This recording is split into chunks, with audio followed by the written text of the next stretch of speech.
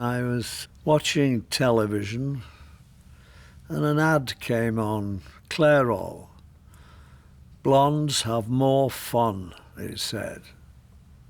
And I thought, well, why not live it as a blonde? I live in the now.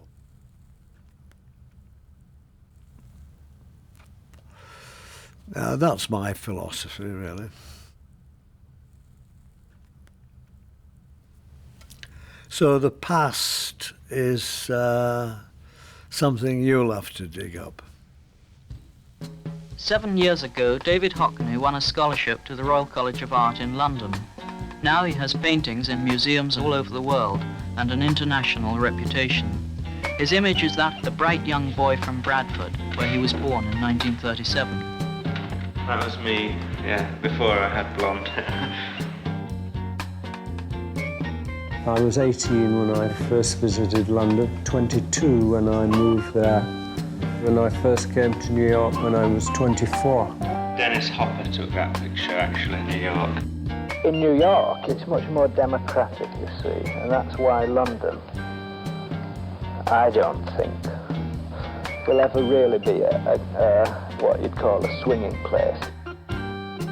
That's what I do. I should go for a cure to California.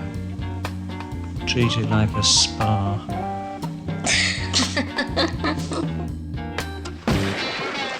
And I went to live in California when I was 26. What made you go to California? It was sunny and sexy. Sexy. Like Van Gogh, I believe people have more joy in the sun. I was painting the water in different ways and make the lines dance and flow.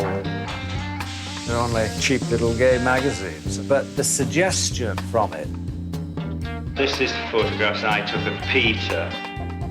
Nobody really has painted Southern California. You are the painter of Southern California now.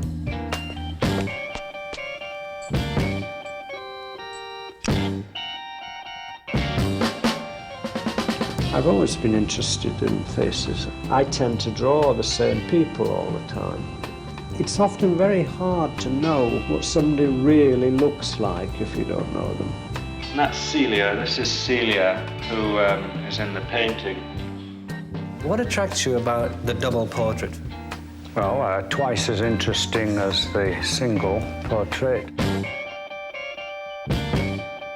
My father used to do that. I better just take another in case that one didn't come out.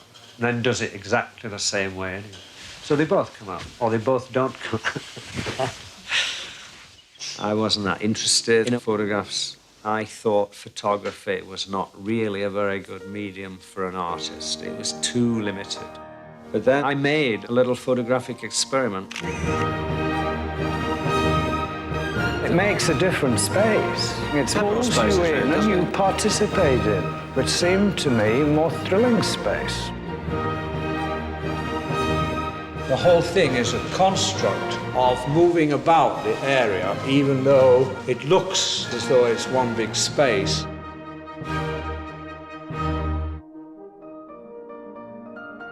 Mulholland Drive is a highway that twists around. The patterns are drawn from the map of the San Fernando Valley.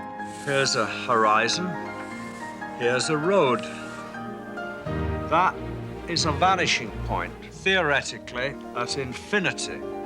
In reverse perspective, infinity is now everywhere, including the viewer. You're looking there, then you're looking there, then you're looking there. Remember, our eyes never stay still. If your eyes are still, you're dead. I'm interested in any technology of picture making. It's picture making.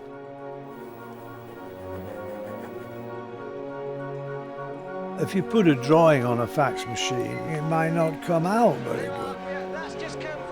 But if you draw them for the fax machine, they come out perfect.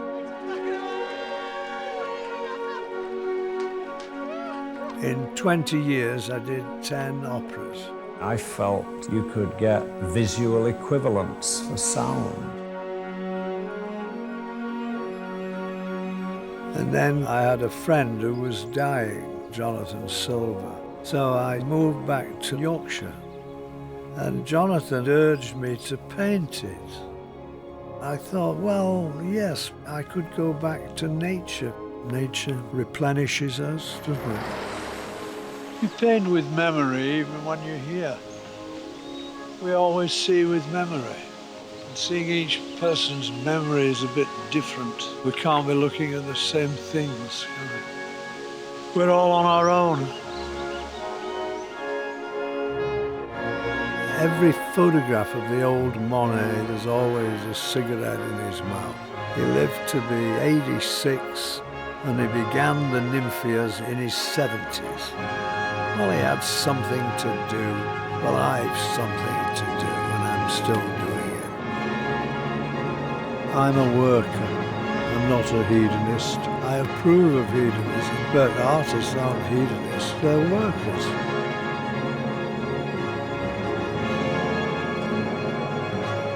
I just did one on the telephone, but it's made with 4 photographs.